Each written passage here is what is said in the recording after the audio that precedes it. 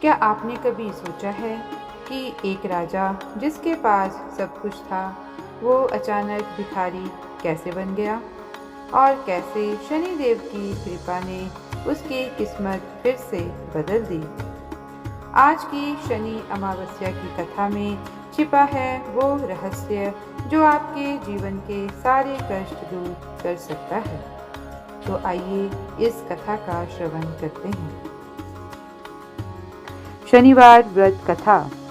एक समय सूर्य, चंद्रमा, मंगल, बुध, बृहस्पति, शुक्र, शनि, राहु और केतु इन ग्रहों में आपस में झगड़ा हो गया कि हम सब में सबसे बड़ा कौन है। सब अपने आप को बड़ा कहते थे।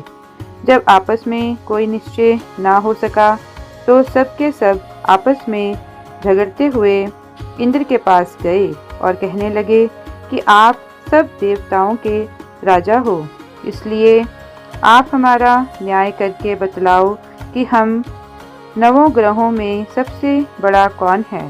राजा इंद्र इनका प्रश्न सुनकर घबरा गए और कहने लगे कि मुझ में यह सामर्थ्य नहीं है जो किसी को बड़ा या छोटा बतलाऊं। मैं अपने मुख से कुछ नहीं कह सकता हूँ। हाँ, एक उपाय हो सकता है। इस समय पृथ्वी पर राजा विक्रमादित्य दूसरों के दुखों का निवारण करने वाला है, इसलिए तुम सब मिलकर उन्हीं के पास जाओ, वही तुम्हारे दुखों का निवारण करेंगे।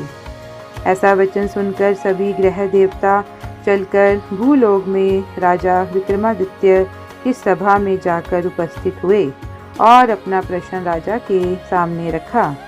राजा उनकी बात सुनकर बड़ी चिंता में पड़ गए कि मैं अपने मुख से किसको बड़ा और किसको छोटा बतलाऊं। जिसको छोटा बतलाऊंगा वही क्रोध करेगा। परंतु उनका झगड़ा निपटाने के लिए एक उपाय सोचा कि सोना, चांदी, कांसा, पीतल, सीसा, रांगा, जस्ता, अभ्रक और लोहा नवों धातुओं के 9 आसन बनवाए। सब आसनों को क्रम से जैसे सोना सबसे पहले और लोहा सबसे पीछे बिछाए गए। इसके पश्चात राजा ने सब ग्रहों को कहा कि आप सबने अपने अपने आसनों पर बैठना है। जिसका आसन सबसे आगे वह सबसे बड़े और जिसका आसन सबसे पीछे वह सबसे छोटा जानिए। क्योंकि लोहा सबसे पीछे था और वह शनि देव का आसन था, इसलिए शनि देव ने समझ लिया कि राजा ने मुझको सबसे छोटा बना दिया है। इस पर शनि को बड़ा क्रोध आया और कहा कि राजा, तू मेरे पराक्रम को नहीं जानता। सूर्य एक राशि पर 1 महीना, चंद्रमा 2.25 महीना, 2 दिन, मंगल 1.5 महीना, बृहस्पति 13 महीने, बुध और शुक्र 1 महीने, परंतु मैं एक राशि पर 2.5 अथवा 7.5 साल तक रहता हूँ। बड़े बड़े देवताओं को भी मैंने भीषण दुख दिया है। राजन सुनो, राम जी को 7.5 सती आई और वनवास हो गया और रावण पर आई तो राम और लक्ष्मण ने सेना लेकर लंका पर चढ़ाई कर दी, रावण के कुल का नाश कर दिया। हे राजा, अब तुम सावधान रहना। राजा कहने लगा, जो कुछ भाग्य में होगा देखा जाएगा। उसके बाद अन्य ग्रह तो प्रसन्नता के साथ चले गए, परंतु शनिदेव बड़े क्रोध के साथ वहां से सिधारे। कुछ काल व्यतीत होने पर जब राजा को 7.5 की दशा आई तो शनिदेव घोड़ों के सौदागर बनकर अनेक सुंदर घोड़ों के सहित राजा की राजधानी में आए। जब राजा ने सौदागर के आने की खबर सुनी तो अपने अश्वपाल को अच्छे अच्छे घोड़े खरीदने की आज्ञा दी। अश्वपाल ऐसी अच्छी नस्ल के घोड़े को देखकर और उनका मूल्य सुनकर चकित हो गया और तुरंत ही राजा को खबर दी। राजा उन घोड़ों को देखकर एक अच्छा सा घोड़ा चुनकर सवारी के लिए चढ़ा। राजा को घोड़े की पीठ पर चढ़ते ही घोड़ा जोर से भागा। घोड़ा बहुत दूर एक बड़े जंगल में जाकर राजा को छोड़कर अंतर्ध्यान हो गया। इसके बाद राजा अकेला जंगल में भटकता फिरता रहा। बहुत देर के पश्चात राजा ने भूख और प्यास से दुखी होकर भटकते भटकते एक ग्वाले को देखा। ग्वाले ने राजा को प्यास से व्याकुल देखकर पानी पिलाया। राजा की अंगुली में एक अंगूठी थी, वह उसने निकालकर प्रसन्नता के साथ ग्वाले को दे दी और शहर की ओर चल दिया। राजा शहर में पहुंचकर एक सेठ की दुकान पर जाकर बैठ गया और अपने आप को उज्जैन का रहने वाला तथा अपना नाम वीका बतलाया। सेठ ने उसको एक कुलीन मनुष्य समझकर जल आदि पिलाया। भाग्यवश उस दिन सेठ की दुकान पर बिक्री बहुत अधिक हुई। तब सेठ उसको भाग्यवान पुरुष समझकर भोजन कराने के लिए अपने साथ ले गया। भोजन करते समय राजा ने आश्चर्य की बात देखी कि खूंटी पर हार लटक रहा है और वह खूंटी उस हार को निगल रही है। भोजन के पश्चात कमरे में आने पर जब सेठ को कमरे में हार न मिला तो सब ने यही निश्चय किया कि सिवाय वीका के और कोई उस कमरे में नहीं आया, अतः अवश्य ही उसी ने हार चोरी किया है। परंतु वीका ने हार लेने से मना कर दिया। इस पर 5-7 आदमी इकट्ठे होकर उसको फौजदार के पास लाए। फौजदार ने उसको राजा के सामने उपस्थित कर दिया और कहा कि ये आदमी तो भला प्रतीत होता है, चोर मालूम नहीं होता, परंतु सेठ का कहना है कि इसके सिवाय और कोई घर में आया नहीं, अवश्य ही इसी ने चोरी की है। तब राजा ने आज्ञा दी कि इसके हाथ पैर काटकर चौरंगिया किया जाए। राजा की आज्ञा का तुरंत पालन किया गया और वीका के हाथ पैर काट दिए गए। इस प्रकार कुछ काल व्यतीत होने पर एक तेली उसको अपने घर ले गया और कोहलू पर उसको बिठा दिया। वीका उस पर बैठा हुआ अपनी जुबान से बैल हाँकता रहा। शनि की दशा समाप्त हो गई और एक रात को वर्षा ऋतु के समय वह मल्हार राग गाने लगा। उसका गाना सुनकर उस शहर के राजा की कन्या उस राग पर मोहित हो गई और दासी को खबर लाने को भेजा कि शहर में कौन गा रहा है। दासी सारे शहर में फिरती फिरती क्या देखती है कि तेली के घर में चौरंगिया राग गा रहा है। दासी ने महल में आकर राजकुमारी को सब वृतांत सुना दिया। बस उसी क्षण राजकुमारी ने अपने मन में यह प्रण कर लिया, चाहे कुछ हो, मैंने इस चौरंगिया के साथ विवाह करना है। प्रातःकाल होते ही जब दासी ने राजकुमारी को जगाना चाहा तो राजकुमारी अनशन व्रत लेकर पड़ी रही। तब दासी ने रानी के पास जाकर राजकुमारी के ना उठने का वृतांत कहा। रानी ने तुरंत ही वहां पर आकर कुमारी को जगाया और उसके दुख का कारण पूछा तो कुमारी ने कहा कि माताजी, मैंने यह प्रण कर लिया है कि तेली के घर में जो चौरंगिया है उसी के साथ विवाह करूंगी। माता ने कहा, पगली, ये क्या बात कह रही है? तुझको किसी देश के राजा के साथ ब्याह जाएगा। कन्या कहने लगी कि माताजी, मैं अपना प्रण कभी नहीं तोड़ूंगी। माता ने चिंतित होकर ये बात राजा को बताई। जब महाराज ने भी आकर यह समझाया कि मैं अभी देश देशांतर में अपने दूध भेजकर सुयोग्य, रूपवान एवं बड़े से बड़े गुणी राजकुमार के साथ तुम्हारा विवाह करूंगा, ऐसी बात तुमको कभी नहीं विचारनी चाहिए।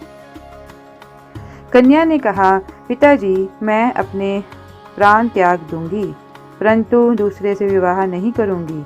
इतना सुनकर राजा ने क्रोध से कहा, यदि तेरे भाग्य में ऐसा ही लिखा है तो जैसा तेरी इच्छा हो वैसा ही कर।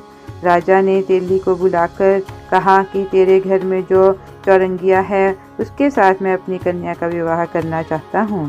तेली ने कहा कि ये कैसे हो सकता है? कहाँ आप हमारे राजा और कहाँ मैं एक नीच तेली?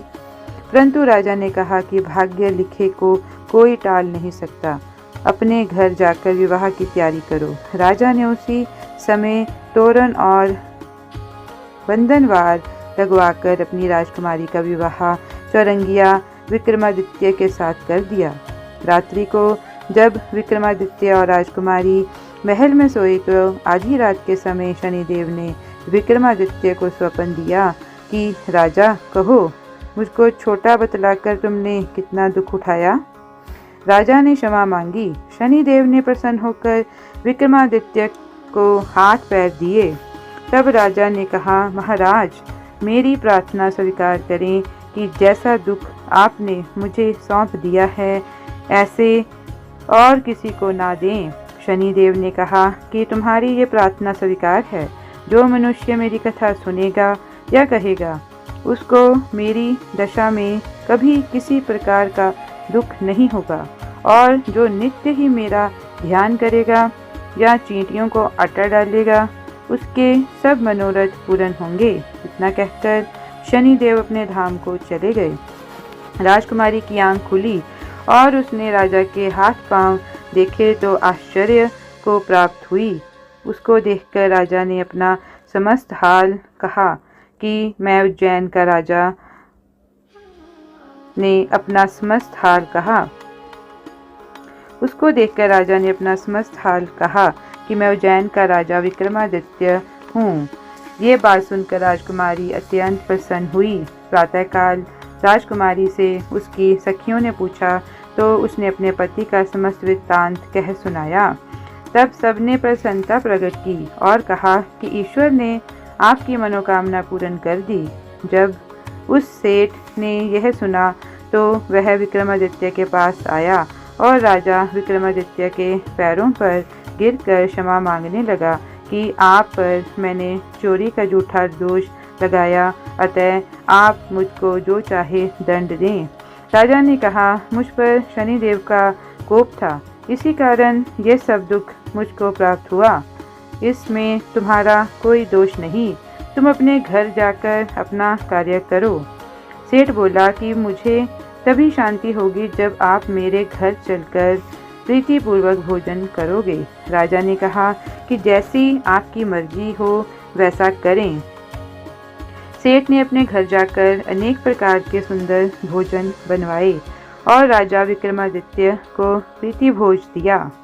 जिस समय भोजन कर रहे थे, एक अत्यंत आश्चर्य की बात सबको दिखाई दी।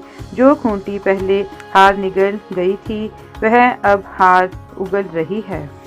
जब भोजन समाप्त हो गया तो सेठ ने हाथ जोड़कर बहुत सी मोहरें राजा को भेंट की और कहा कि मेरे श्री कंवरी नामक कन्या है, उसका प्राणी ग्रहण आप करें।